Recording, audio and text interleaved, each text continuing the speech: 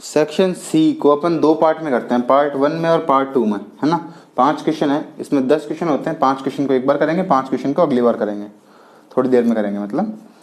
तो question number 16 क्या दे रखा है, sum of zeros. Quadratic equation का क्वेश्चन है। क्वाड्रेटिक इक्वेशन में जनरली क्या देता है, सम ऑफ जीरोज मतलब अल्फा प्लस बीटा और product of zero alpha beta, इन दो की वैल्यू देता है और आपसे पूछता है कि वो इक्वेशन क्या है, क्वाड्रेटिक इक्वेशन क्या है। जैसे सम ऑफ जीरो 8 दे रखा है और ये प्रोडक्ट ऑफ जीरो 12 दे रखा है, ठीक है। और तुमसे क्या पूछ रहा है, इक्वेशन मतलब A X square plus B X plus C कितना होगा, ये क्या होगा, ए क्या होगा, बी क्या होगा, सी क्या होगा, ये एक तरह से पूछ रहा है वो, आपको इक्वेशन बनानी है। तो ये बहुत ईजी है। आपको ये पता है कि अल्फा प्लस बीटा क्या होता है, माइनस बी अपॉन ए, पता। अल्फा इंटू बीटा क्या होता है, सी अपॉन ए। हो सकता है 8 और 12 की जगह कुछ भी और आ जाए, लेकिन हमेशा फॉर्मूला यही लगेगा। तो अपॉन में ए है, यहाँ पे इंटू में ए है, ये काम करते हैं, इस ए को अपॉन में लेके चले जाते हैं, बात तो एक ही है। तो plus B upon A X plus C upon A equal to 0। B upon A यहाँ पे प्लस का है लेकिन यहाँ पे माइनस का है, तो इस प्लस को माइनस में चेंज करने के लिए मैं 2 बार माइनस लिख देता हूँ, प्लस या माइनस माइनस एक ही बात है। B upon A X plus C upon A equal to 0। ये क्या हो गया, माइनस का बी अपॉन ए, यही तो है अल्फा प्लस बीटा। तो X square minus alpha plus beta X plus C upon A क्या है अपना, अल्फा बीटा इक्वल टू 0। अब तुमको अल्फा प्लस बीटा कितना भी दे रखा हो, 8 दे रखा हो, 5 दे रखा हो, 3 दे रखा हो, -5 दे रखा हो, रूट दे रखा हो, कुछ भी दे रखा हो, वो ऐसा कैसा यहाँ पे रखना है इस फॉर्मूले में। X square minus 8 x plus alpha beta की जगह 12 इक्वल टू 0, ठीक है। इतना ही पूछेगा वो। और डायरेक्ट बच्चों को क्या होता है कि ये फॉर्मूला याद होता है, तो फॉर्मूला याद है तो अच्छी बात है। मेरे को क्या था कि मैं 10th क्लास में था ना जब, तो मेरे को यहाँ पे कंफ्यूज हो गया था कि यहाँ माइनस है कि यहाँ माइनस है, क्योंकि जहाँ तक मुझे याद है कि मैंने कभी फॉर्मूला याद नहीं है कैसे बनाए, बस याद था कि एक जगह माइनस है, यहाँ पे है माइनस, यहाँ पे माइनस, वो मेरे को याद था नहीं, तो मैं कराया गलत। और जो मेरा टीम रहा था, मतलब जिसने सुबह मेरे से बात की थी कि ये फॉर्मूला याद करा दे, उसने कर दिया सही, तो उसके ज़्यादा नंबर आ गए, अपने कम आ गए, ऐसे ही होता है। तो पार्ट 1 एक क्वेश्चन हो गया, सम ऑफ जीरोज का हो गया, प्रोडक्ट ऑफ जीरोज हो गया। अब क्वेश्चन नंबर करते हैं 17। S15 एपी का क्वेश्चन है। S15 के बारे में तुमको पूछा है कितना है। S15 का मतलब तुमको दे दिया कि 15th टर्म है ना, मतलब 1 से लेकर 15 टर्म तक को ऐड करना है, n दे दिया 15 और साथ साथ में क्या दे दिया, an दे दिया, an दे दिया 25 माइनस 2n। जब भी इस तरह का कुछ दे देना n की वैल्यू 25 माइनस 2n, या फिर sn की वैल्यू भी दे दे, sn की वैल्यू भी इस तरह की n की फॉर्म में दे दे, तो बहुत इजी है इसको करना, बहुत इजी है। कैसे, पहले a1 निकाल लो, 1 रखो इसके अंदर, तो 25 माइनस 2, n की जगह तो 1 रख दिया, तो 25 में से 2 गए 23, a1 आ गया 23, a2 25 माइनस 2 इंटू 2, तो 25 माइनस 4 21 आ गया। और ऐसे ही a2 minus a1 d equal to a2 minus a1, तो 21 में से 23 गए, -2 आ गया, अपने पास d भी आ गया और अपने पास a भी आ गया। और a और d आ जाता है फिर तो कुछ भी आओ जो निकालना चाहेंगे सब निकाल सकते हैं। S15 निकालना है, तो S15 equal to n by 2, 2a, a कितना है 23, 2a प्लस n माइनस 1, तो n माइनस 1 और d कितना है -2। -2 मत लिख देना, खाली ब्रैकेट लगा देना, बिना ब्रैकेट लगाओगे तो 14 माइनस 2 12 हो जाएगा। कई खतरनाक बच्चे हैं, पता नहीं क्या करते हैं वो, है ना, ब्रैकेट लगा देना। तो 15/2 ऐसा कैसा, 23 into 2 46 plus 14 into 2 14 into minus का 2, माइनस का 28, तो 16 में से हाँ 8 गए, 8 और 3 में से 2 गया 1, 18 इंटू 15/2, 2 से ये चला गया 9, और 15 इंटू 9 135। 1 से लेकर 15 टर्म तक की एडिशन कितना आ गया? 135। ऐसा क्वेश्चन आएगा, कंफर्म है, एन की फॉर्म में आएगा, क्योंकि कुछ ना कुछ तुमको एन की फॉर्म में दे रखा है और वैल्यू निकालनी है। एक क्वेश्चन और कर लेते हैं इसी के जैसा। एस एन दे रखा है इस बार एन की फॉर्म में, जैसे 3n² - n, और इस बार A15 पूछ लिया। A15 का मतलब A + n - 1 मतलब 14D, मतलब तुमको A और D चाहिए, A और D चाहिए। तो सबसे पहले S1 निकालते हैं। S1 का मतलब फर्स्ट टर्म तक का एडिशन, 1 लिख देते हैं यहाँ पे। तो 3, 1 का स्क्वायर -1, 3 में से 1 गया 2। S2 का मतलब A1 + A2, शुरू की 2 टर्म का एडिशन। ये तो A1 है ही, फर्स्ट टर्म तक का एडिशन, ये A1 है, ये A1 + A2 है। तो S2 कितना हो जाएगा? 2 रख देते हैं। तो 3 इंटू 2 का स्क्वायर -3, नहीं -2 इक्वल टू 2 का स्क्वायर 4, 4 इंटू 3 12, 12 में से 2 गए 10। इसका मतलब A1 तो कितना आ गया? 2, A1 + A2 कितना आ गया? 10। अगर A1 + A2 10 है तो A1 तो 2 है मेरा, यहाँ पे 2 रख देता हूँ। A2 इक्वल टू कितना आ गया? 8, सही है ना। और A2 8 आ गया, A1 2 है, तो D आ जाएगा इससे।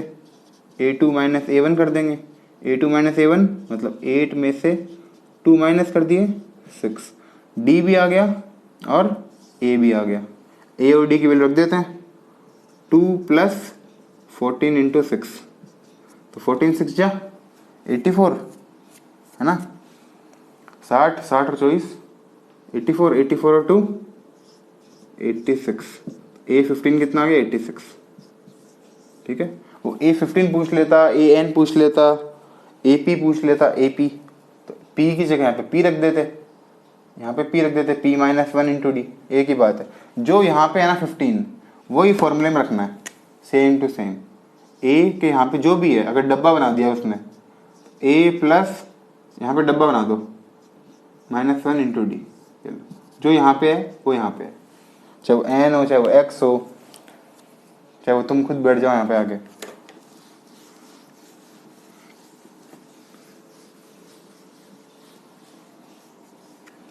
अब क्या है, ये 17 क्वेश्चन, 18 क्वेश्चन करते हैं। 18 में क्या दे रखा है? ट्रिग्नोमेट्री का है, हाइट एंड डिस्टेंस का। जैसे एक क्वेश्चन करते हैं, लैंग्वेज हो सकता है कुछ भी दे रखी है उसके अंदर, वैल्यू भी दे रखी होती है, हो सकता है सिर्फ वेरिएबल दे दें कि एक हाइट से अपन यहाँ पे खड़े हैं ऊपर ही ऊपर, उससे 2 एंगल बन रहे हैं, एक ही तरफ 2 एंगल बन रहे हैं, एंगल ऑफ डिप्रेशन बन रहे हैं, या फिर एंगल ऑफ डिप्रेशन क्या बन रहा है? एक तो बन रहा है थीटा और एक बन रहा है 90 - थीटा। ठीक है, थीटा, एक थीटा बन रहा है, और नहीं ये 90 - थीटा है ना, एक तो बन रहा है 90 - थीटा और एक बन रहा है थीटा। ठीक है, ये दे दिया, क्योंकि डिप्रेशन चाहे यहाँ से देखो चाहे यहाँ से एलिवेशन देखो, बात तो एक ही अल्टरनेट एंगल है।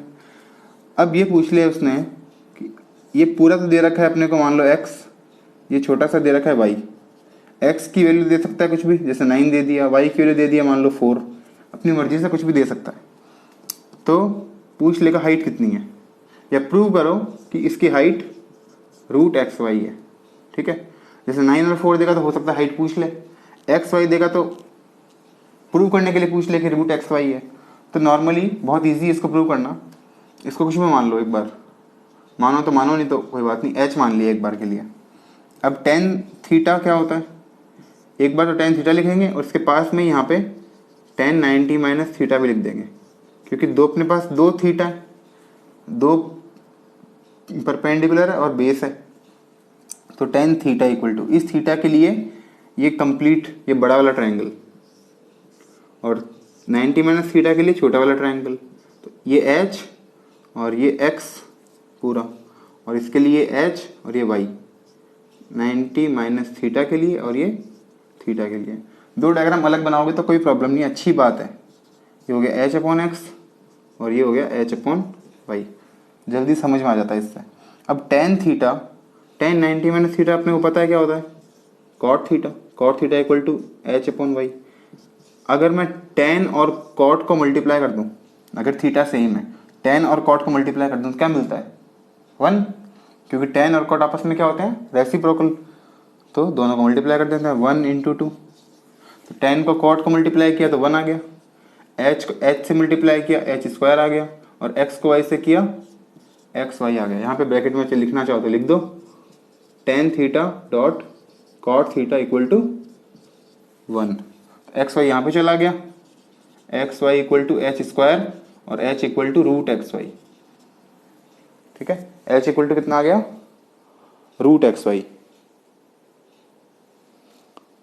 नहीं हो सकता है तुमको दिख रहा हो, अगर नहीं दिख रहा हो तो यहाँ पे लिख देता हूँ, X Y equal to H square H equal to root X Y. अगर इसमें 9 और 4 दे देता तो एच इक्वल टू रूट में 9 इंटू 4 और 36, 36 का रूट 6। इसमें प्लस माइनस मत लगाना, -6 मत लिख देना इसको, हाइट है, नेगेटिव में नहीं होती है वो। कभी रूट देखते ही हम तो प्लस माइनस लगाएंगे, 9 का रूट तो -3 भी होता है और 3 भी होता है, ऐसा नहीं है, हाइट है वो। और रूट के पहले प्लस माइनस नहीं लगाया अपन ने, प्लस माइनस रूट नहीं है। प्लस माइनस लगाना जब तुमको कोई एक्स की वैल्यू निकालनी हो, क्वाड्रेटिक इक्वेशन हो, इस तरह का कुछ हो, हाइट में, डिस्टेंस में, मतलब जो स्केलर क्वांटिटी है वो पॉजिटिव ही होती है, वेक्टर क्वांटिटी में होता है नेगेटिव पॉजिटिव दोनों। ठीक है, अब एक क्वेश्चन देख लेते हैं अपन, ऐसा ही सही है, इजी क्वेश्चन है। अपने को ये दे दिया 3, एक लाइन दे दी यहाँ पे, ये दे दिया √3, ठीक है, और ये दे दिया 1, इतना दे दिया, और ये पूछ रहा है ये कितना है। इसको तुम चाहो तो ट्रिग्नोमेट्री से कर लो, और इसको चाहो तो सिमिलर ट्रायंगल से कर लो, एक ही बात है। तो ट्रिग्नोमेट्री से कैसे करेंगे, 1 और √3 दिख रहा है तो थीटा निकाल सकते हैं, है ना। Theta, tan theta equal to P upon B, 1 upon √3। Tan theta कितना होता है, 30 डिग्री, या फिर टेन थीटा यहाँ पे भी है 1 अपॉन √3। अब ये टेन थीटा इस छोटे वाले ट्रायंगल के लिए भी है और बड़े वाले ट्रायंगल के लिए भी है। बड़े वाले ट्रायंगल में टेन थीटा कितना हो जाएगा, 3 अपॉन, इसको x मान लेते हैं, तो 3 अपॉन ये पूरा कितना, √3 प्लस एक्स, √3 प्लस एक्स। अब इस टेन थीटा की जरूरत ही नहीं है, लिखो तो लिखो, नहीं कोई बात नहीं। अगर 30 चाहिए तुमको, टेन थीटा की वैल्यू चाहिए 30, ये पूछ ले, तब इसकी मर्जी, बता दो कि टेन थीटा की वैल्यू कितनी होगी 30, क्योंकि 1 अपॉन √3 है। लेकिन पूछा नहीं है, एक्स पूछा है, तो इतना अपने काम आएगा। इसको यहाँ मल्टीप्लाई कर दिया, क्रॉस मल्टीप्लाई, √3 प्लस एक्स, 3 को √3 से कर दिया 3√3। मल्टीप्लाई करना आना चाहिए, कुछ खतरनाक बच्चे हैं, √3 को 3 से करके √9 लिख देते हैं। एक्स इक्वल टू √3 यहाँ पे गया, 3√3 माइनस √3। तो ये मत कर देना कि √3 से √3 गया और 3 आ गया, ठीक है। अगर किसी को माइनस करने में प्रॉब्लम हो ना, तो इस √3 की जगह x मान लेना, और ये भी x मान लेना, ठीक है। x तो 3x में से 2x गए तो कितना होता है, 3x में से x गए तो 2x, तो 2 ऐसा कैसा, और x कौन था अपना, √3, 2√3, ठीक है। बाकी तो √3 कॉमन आके 3 - 1 आके तुमको पता है 2 आ गया, 2√3। बाकी कई बच्चे खतरनाक होते हैं। चलो नेक्स्ट देखते हैं, लोकस से क्वेश्चन आएगा, 19 क्वेश्चन आएगा लोकस से। इसमें जनरली क्वेश्चन मीडियन पे आता है, जनरली क्वेश्चन मीडियन पे आता है। इसमें अपने पास देखो 4 तरह के सेंटर हैं इस टॉपिक में। अपने पास इन सेंटर है, एक सरकम सेंटर है, सरकम, एक ऑर्थो सेंटर है, और एक सेंट्रोइड है, TROID, सेंट्रोइड है। तो इन सेंटर बनता है एंगल बाइसेक्टर से, ठीक है, यहाँ दिख रहा है।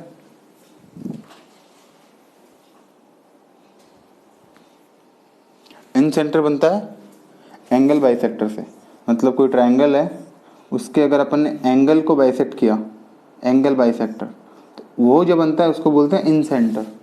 सरकम सेंटर बनता है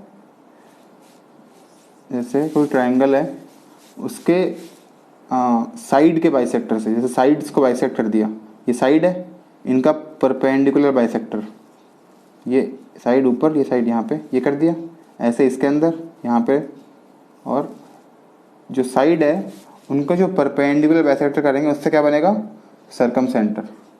इन सेंटर बनता है एंगल, एंगल बाइसेक्टर से, ये बनता है परपेंडिकुलर बाइसेक्टर से। ऑर्थो सेंटर बनता है जैसे कोई ट्रायंगल है, ठीक है, उसका ये पॉइंट है, इससे अपन ने क्या ड्रॉ किया, एक परपेंडिकुलर, इससे ड्रॉ किया एक परपेंडिकुलर, और इससे ड्रॉ किया परपेंडिकुलर, तो जहाँ पे तीनों परपेंडिकुलर मिलेंगे वो होगा ऑर्थो सेंटर। ऑर्थो का मतलब ही क्या होता है, परपेंडिकुलर। जैसे कोई दो लाइन आपस में ऑर्थोगोनली कट कर रही है, मतलब वो परपेंडिकुलर ही कट कर रही है, ऑर्थो का मतलब परपेंडिकुलर।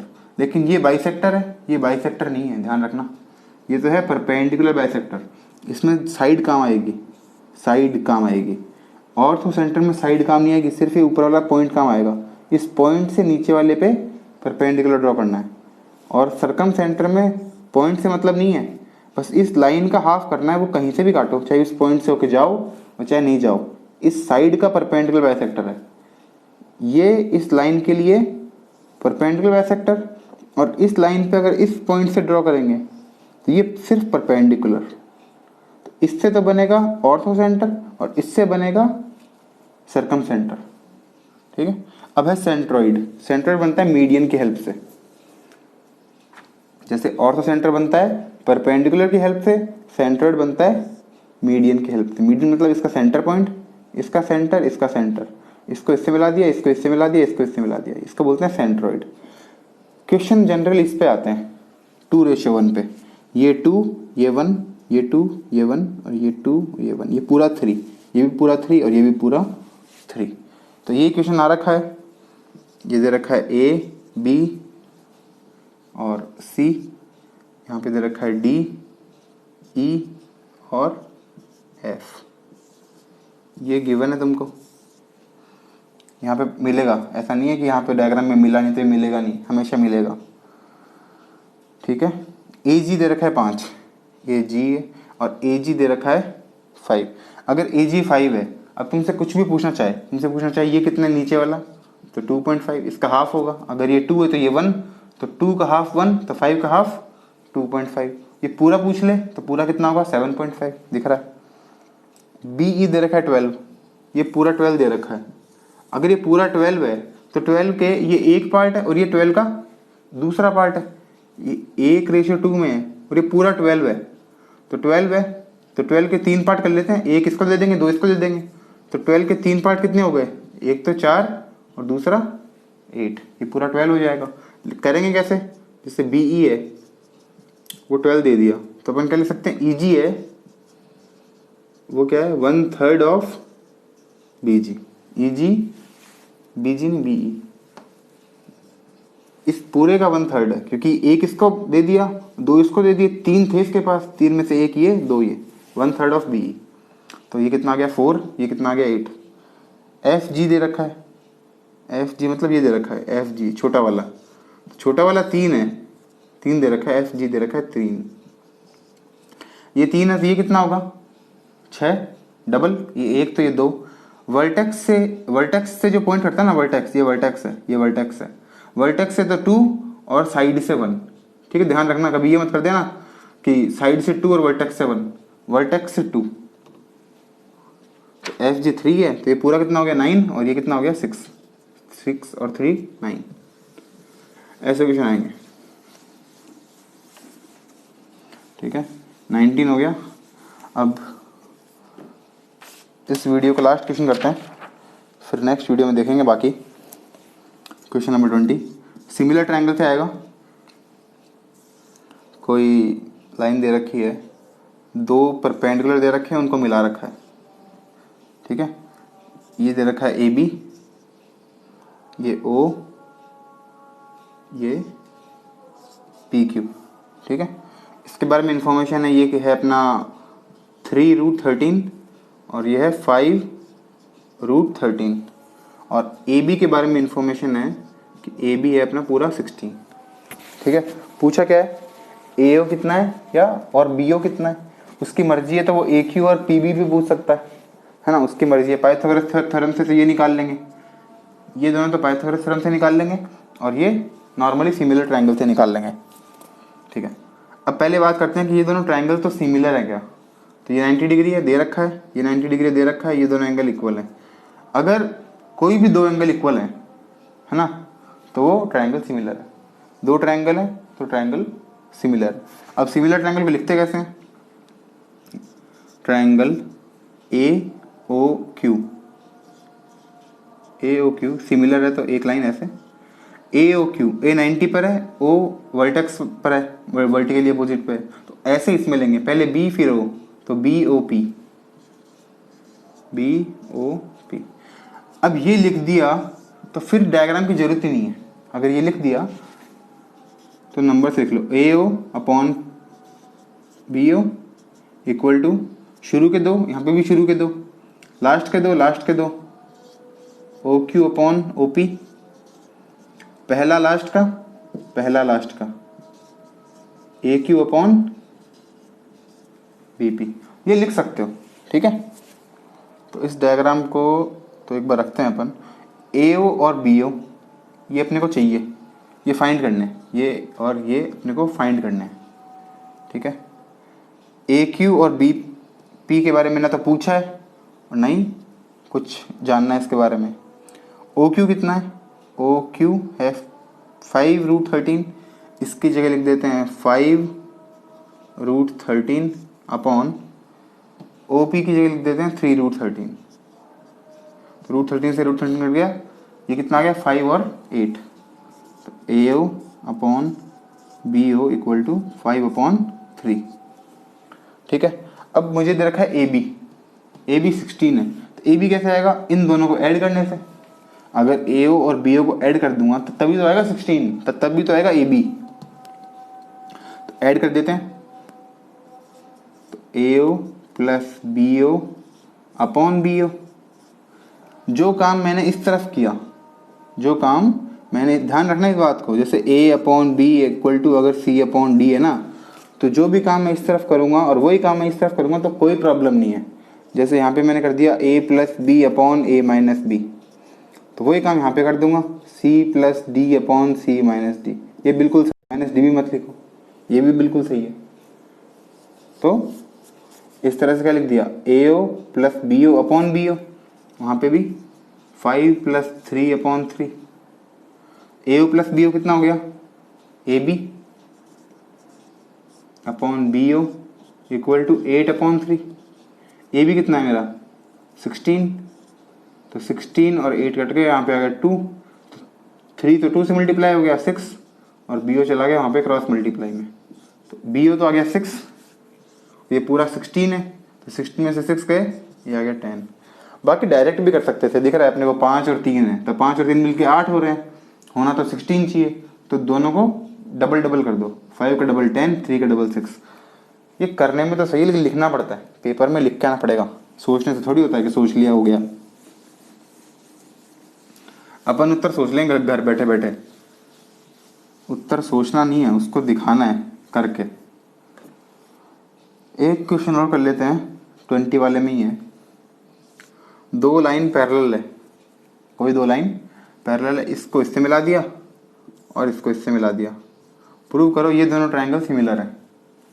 क्या दे रखा है, ये लाइन इसके पैरेलल है, कोई नाम मान लो पी क्यू आर एस, ये ओ।